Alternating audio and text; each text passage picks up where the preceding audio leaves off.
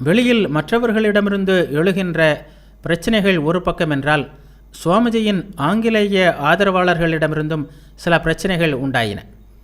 சுவாமிஜியின் நூல்களை வெளியிடுவதில் ஸ்டட்டிக்கும் அமெரிக்காவின் லெக்கட், வால்டோ முதலானவர்களுக்கும் இடையில் கருத்து வேறுபாடு உண்டாகியது.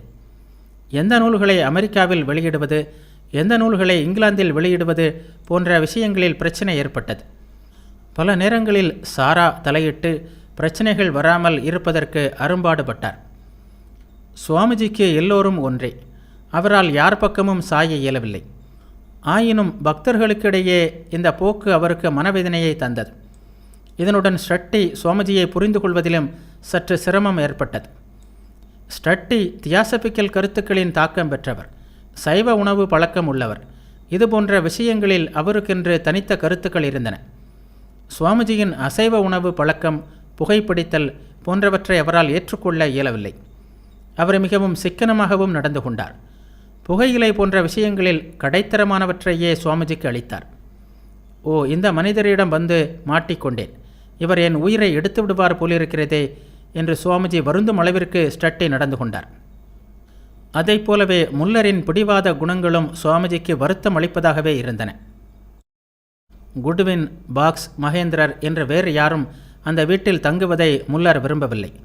இதுவும் பல்வேறு கருத்து வேறுபாடுகளுக்கும் மன உளைச்சல்களுக்கும் வழிவகுத்தது. சுவாமிஜியின் சாதாரண வாழ்க்கையை பொறுத்தவரை இந்தியாவோ அமெரிக்காவோ இங்கிலாந்தோ அதில் பெரிதாக எந்த மாற்றமும் இல்லை. வெளியில் சொற்பொழிவுகள், உபதேசங்கள், உள்ளே எப்போதும் இறை உணர்வில் ஆழ்ந்த மனம், இவற்றுடன் கூடவே திகழும் வேடிக்கை, வினோதம். சாய்வு நாற்காலியில் அமர்ந்து ஆழ்ந்த சிந்தனையில் மூழ்கியிருப்பார். அந்த மௌனத்தை கலைத்தபடி திடீரென்று சோகம் சோகம் என்று மென்மையான குரலில் கூறுவார். மெல்லிய குரலில் வங்கமொழி பாடல்களை பாடுவார்.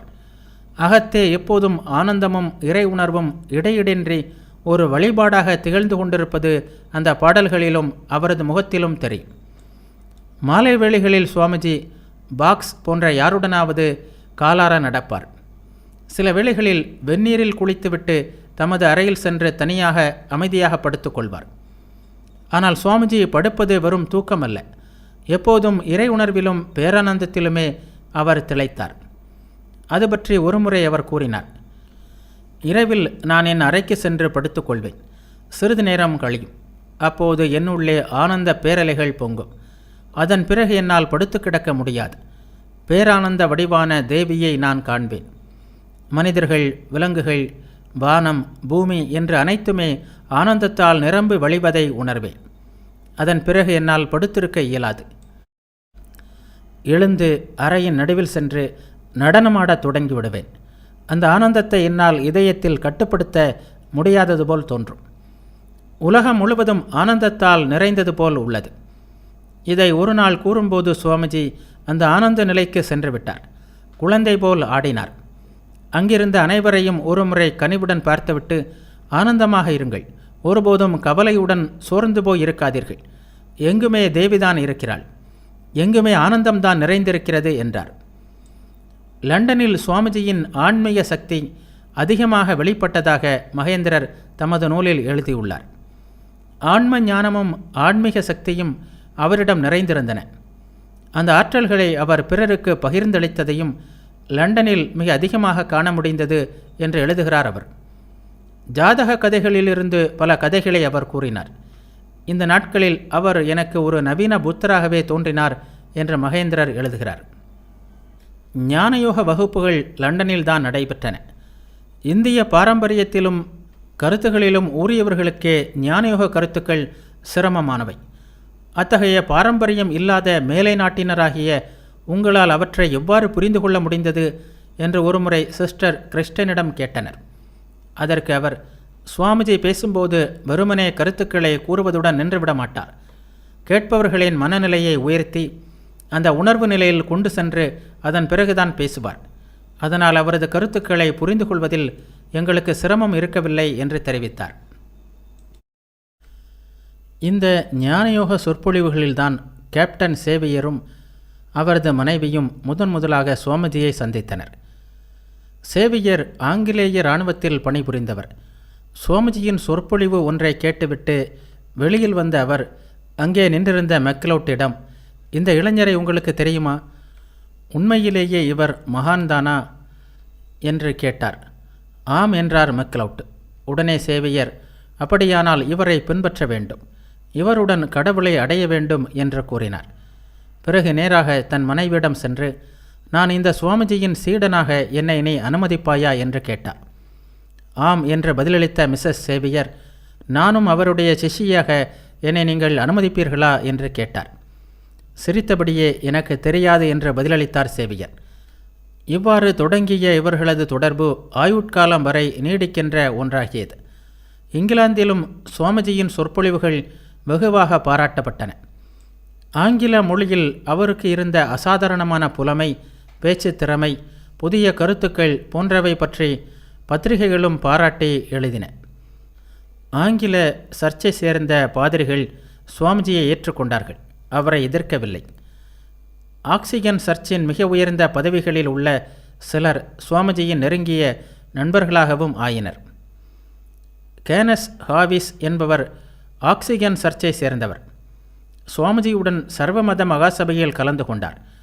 அங்கே சுவாமிஜியின் சொற்பொழிவை கேட்ட பிறகு அவரிடம் ஈடுபாடு கொண்டார். அவர் லண்டனில் உள்ள செயின்ட் பால் சர்ச்சில் 2 சொற்பொழிவுகள் செய்தார். அதில் சுவாமிஜியை பாராட்டியதுடன் சுவாமிஜியின் கருத்துக்கள் எவ்வாறு இயேசுநாதரின் போதனைகளுக்கு இசைவாக உள்ளன என்பதை எடுத்து காட்டினார். அது மட்டுமல்ல, பக்தி, பக்தன் போன்ற சுவாமிஜியின் கருத்துக்களை ஏற்றுக்கொண்டால் கிறிஸ்தவ மதம் நன்மை பெறும் என்பதையும் சுட்டிக்காட்டினார். சித்து வேலைகள் செய்வதையும் அமானுஷ்ய ஆற்றல்களை வெளிப்படுத்துவதையும் சுவாமிஜி வெறுத்தார். டெட்ராய்டில் அவரிடம் இது ஒரு சவாலாக எழுப்பப்பட்ட போது கூட அவர் அத்தகைய எதையும் செய்ய மறுத்துவிட்டார். ஆனால் சில வேளைகளில் இந்த விஷயங்கள் அவரை மீறி நடைபெற்றன. மகேந்திரரை சுமார் 1.5 வருடங்களாக வாட்டிக்கொண்டிருந்த காய்ச்சலை குணப்படுத்தினார். அதுபோல்தான் சாரதானந்தரின் காய்ச்சலையும் குணப்படுத்தினார். மற்றொரு முறை அவர் வகுப்பு நடத்தி கொண்டிருந்தார். திடீரென்று அங்கிருந்தவர்களிடம், நீங்கள் என்னிடம் கேட்க விரும்புகின்ற கேள்விகளை ஒரு காகித துண்டில் எழுதி மடித்து வைத்துக் கொள்ளுங்கள் என்று கூறினார்.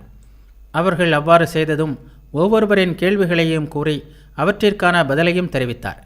அது மட்டுமல்ல, ஒவ்வொரு கேள்விகளையும் கூறிவிட்டு அதை கேட்பவரை பற்றிய தகவல்களையும் கூறினார். இங்கிலாந்தில் சுவாமிஜி பேராசிரியர் மேக்ஸ் முல்லரை சந்தித்தார். அவரிடம் பெருமதிப்பு கொண்டிருந்தார் சுவாமிஜி. தாம் வேதங்களுக்கு எழுதிய உரையை புதுப்பிக்க சாயனார் தான் இப்போது மேக்ஸ் முல்லராக பிறந்திருக்கிறார் என்று நான் எண்ணுகிறேன். நீண்ட காலமாகவே எனக்கு இந்த கருத்து இருந்தது. மேக்ஸ் முல்லரை பார்த்த பிறகு அது உறுதியாகிவிட்டது. இந்தியாவில் கூட வேதாந்தங்களில் அவரை போல் அவ்வளவு உறுதியான, அவ்வளவு ஊறிப்போன ஒருவரை நீ காண முடியாது. அனைத்திற்கு மேலாக ஸ்ரீராமகிருஷ்ணரிடம் அவருக்கு எவ்வளவு ஆழம் காண முடியாத பக்தி தெரியுமா? ஸ்ரீராமகிருஷ்ணர் அவதார புருஷர் என்பதை அவர் நம்புகிறார். நான் அவரது விருந்தினனாக இருந்தபோது எவ்வளவு அற்புதமாக என்னை உபசரித்தார். நான் பிரிந்து வரும்போது அவரது கண்களில் கண்ணீர் பெருகியது என்று ஒருமுறை சுவாமிஜி தமது சீடரான சரத்சந்திரரிடம் கூறினார். அதற்கு சரத்சந்திரர், சாயனாரே மேக்ஸ் முல்லராக பிறந்தார் என்றால் அவர் புனிதமான இந்த பாரத நாட்டில் பிறக்காமல் மிலேச்ச நாட்டில் ஏன் பிறந்தார் என்று கேட்டார். உணர்ச்சி வசப்பட்டவராக சுவாமிஜி பதிலளித்தார். அறியாமை காரணமாகவே மனிதன் நான் ஆரியன், மற்றவர்கள் மிலேச்சர்கள் என்று வேறுபடுத்துகிறான். வேதங்களுக்கே உரை எழுதியவரான ஞானத்தின் பேரொளி பிளம்பான அவரிடம் வர்ணாசிரம பிரிவுகளும் ஜாதி பிரிவுகளும் இருக்க முடியுமா? அவருக்கு இவையெல்லாம் முற்றிலும் பொருளற்றவை. மனித குலத்தின் நன்மைக்காக தாம் விரும்பும் இடத்தில் பிறக்க அவரால் இயலும். கல்வி, செல்வம் இரண்டுமே உள்ள நாட்டில் பிறக்கவில்லை என்றால் இவ்வளவு பெரிய நூல்களையெல்லாம் அச்சிட்டு வெளியிடுவதற்கான பொருள் எப்படி கிடைக்கும்? ரிக்வேதத்தை வெளியிட அவருக்கு கிழக்கிந்திய கம்பெனி 9 லட்சம் ரூபாய் கொடுத்தது உனக்கு தெரியாதா? அது கூட போதவில்லை. இந்த நாட்டில் அதற்காக நூற்றுக்கணக்கான அறிஞர்களை மாத சம்பளம் கொடுத்து அமர்த்த வேண்டியிருந்தது. இந்த காலத்தில் அறிவுக்காக, ஞானத்திற்காக இந்தியாவில் யாராவது இவ்வளவு பணம் செலவழிப்பதை காண முடியுமா? கையெழுத்து பிரதியை தயாரிக்கவே 25 வருடங்கள் ஆகியதாக தமது முன்னுரையில் மேக்ஸ் முல்லர் எழுதியுள்ளார். அச்சிடுவதற்கு மேலும் 20 ஆண்டுகள் பிடித்தன. தமது வாழ்வில் 45 ஆண்டு காலத்தை ஒரு நூலை வெளியிடுவதற்காக சாதாரண மனிதன் யாராவது கழிப்பானா? சற்று சிந்தித்துப்பார். நான் அவரை சாயனார் என்று சொல்வது வெறும் கற்பனையா என்ன? இவ்வளவு தூரம் தாம் மதிப்பு வைத்திருந்த மேக்ஸ் முல்லரை சுவாமிஜி 1896 மே 28 அவரது வீட்டில் சந்தித்தார். என்ன அற்புதமான மனிதர் அவர்! சில நாட்களுக்கு முன்பு நான் அவரை சந்தித்தேன் என்பதை விட அவரை வணங்குவதற்காக சென்றேன் என்று கூறுவது பொருத்தமாக இருக்கும். ஏனெனில் ஸ்ரீராமகிருஷ்ணரை நேசிக்கின்ற யாரையும் சென்று சந்திப்பதை ஒரு தீர்த்த யாத்திரையாகவே நான் கருதுகிறேன் என்று பிரம்மவாதின் பத்திரிகைக்கு எழுதினார் சுவாமிஜி. சுவாமிஜி சந்தித்த போது மேக்ஸ் முல்லருக்கு 70 வயது ஆகியிருந்தது. அழகிய தோட்டத்திற்குள் அமைந்திருந்தது அவரது சிறிய வீடு. சுற்றிலும் மரங்கள், செடி கொடிகள், பூக்கள் என்ற அந்த இடம் எனக்கு பண்டைய முனிவர்களின் தபோவனமாக தோன்றியது. அவரும் அவரது மனைவியும் வசிஷ்டரும் அருந்ததியும் போல் வாழ்ந்து வருகிறார்கள். பிரம்ம ரிஷிகளும் ராஜரிஷிகளும் மாபெரும் வானப்பிரஸ்தர்களும் வாழ்ந்த வாழ்க்கையையே எனக்கு அவர்கள் நினைவூட்டினர். இந்தியாவின் மீதும் வேதாந்தத்திலும் அவர் வைத்துள்ள ஈடுபாட்டில் பாதியாவது எனக்கு இருக்காதா என்று தோன்றுகிறது என்று தமது சந்திப்பை பற்றி கூறினார் சுவாமிஜி. மேக்ஸ் முல்லரிடமிருந்து விடைபெறும்போது சுவாமிஜி அவரிடம், நீங்கள் எப்போது இந்தியாவிற்கு வரப்போகிறீர்கள் என்று கேட்டார். முதியவரான அந்த முனிவரின் முகம் மலர்ந்தது. கண்களில் கண்ணீர் ததும்பியது. மெதுவாக தலையை அசைத்தபடி அவர், நான் இந்தியாவிற்கு வந்தால் என்னால் மீண்டும் இங்கே திரும்ப இயலாது. நீங்கள் என்னை அங்கேயே எரிக்க வேண்டியிருக்கும் என்று கூறினார். ஸ்ரீராமகிருஷ்ணரிடம் அளவற்ற ஈடுபாடு கொண்டிருந்தார் மேக்ஸ் முல்லர். அவரது வரலாற்றை எழுத வேண்டும், அதற்கு சுவாமிஜி உதவ வேண்டும் என்று அவர் கேட்டுக்கொண்டார். சுவாமிஜியும் ராமகிருஷ்ணானந்தருக்கு எழுதி அவருக்கு தேவையான தகவல்களையும் குறிப்புகளையும் கொடுக்குமாறு கேட்டுக்கொண்டார். மேக்ஸ் முல்லரிடம் இவ்வளவு மதிப்பு வைத்திருந்தாலும் மேக்ஸ் முல்லர் உட்பட மேலை நாட்டு அறிஞர்கள் இந்தியா பற்றியும் அதன் ஆன்மீக கலாச்சார பாரம்பரியத்தை பற்றியும் சரியாக அறிந்திருக்கவில்லை என்பது சுவாமிஜிக்கு தெரிந்தே இருந்தது. மேக்ஸ் முல்லரும் தமது சில கட்டுரைகளில் இந்து மதத்தை பற்றியும் இந்தியாவை பற்றியும் சில உண்மையற்ற கருத்துக்களை கூறியிருந்தார். அது பற்றி பேராசிரியர் மேக்ஸ் முல்லர் இந்து மதத்தை பற்றி எழுதுகின்ற எல்லா நூல்களிலும் இறுதியில் அதனை சிறுமைப்படுத்துகின்ற ஒரு கூற்றை சேர்த்து விடுகிறார் என்றாலும் நாளடைவில் முழு உண்மையையும் அவர் கண்டேயாக வேண்டும் என்று நான் நினைத்தேன். அவர் கடைசியாக எழுதியுள்ள வேதாந்தம் என்ற நூலின் பிரதி ஒன்றை முடிந்த அளவு விரைவில் பெறுகிறேன். அந்த நூலில் அவர் எல்லாவற்றையும் ஏற்றுக்கொள்வதை நீங்கள் காணலாம். மறுபிறவி மற்ற எல்லாவற்றையுமே ஏற்றுக்கொள்கிறார் என்று எழுதுகிறார் அவர். மொழியியலின் துணையுடன் மேலை நாட்டு அறிஞர்கள் வேதங்களின் காலத்தை கணித்திருப்பதும் சரியல்ல என்பதும் சுவாமிஜிக்கு புரிந்திருந்தது. வேதங்களை பற்றி மேலை அறிஞர்கள் கூறுகின்ற கருத்தில் எனக்கு நம்பிக்கை இல்லை. அது இன்ன காலத்தை சேர்ந்தது என்று இன்று கூறுகிறார்கள். நாளையே அதை தவறென்று தள்ளிவிட்டு 1000 ஆண்டுகள் முன்னால் கொண்டு வருகிறார்கள் என்று எழுதுகிறார் அவர். கருத்து என்னவாக இருந்தாலும் சுவாமிஜி இறுதி வரை மேக்ஸ் முல்லரிடம் வைத்திருந்த மதிப்பு மாறவில்லை.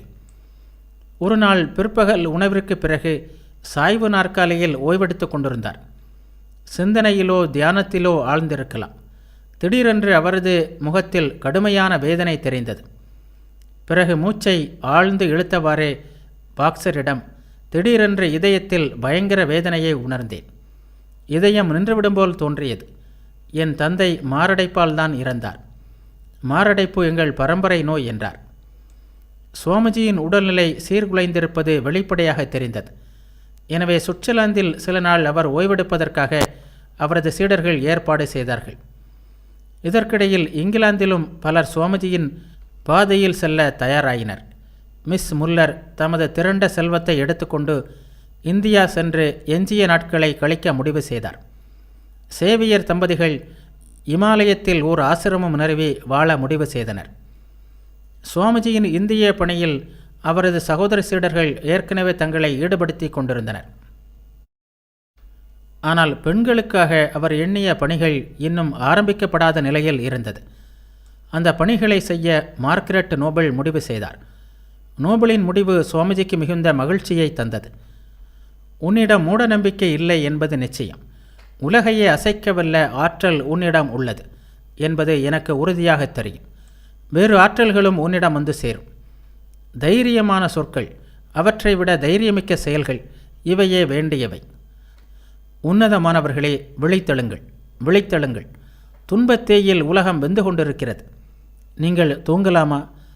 தூங்குகின்ற தெய்வங்கள் விழித்தெழும் வரையில், உள்ளே உள்ள தெய்வம் நமது அழைப்பிற்கு செவிசாய்க்கும் வரையில் கூவி அழைப்போம்.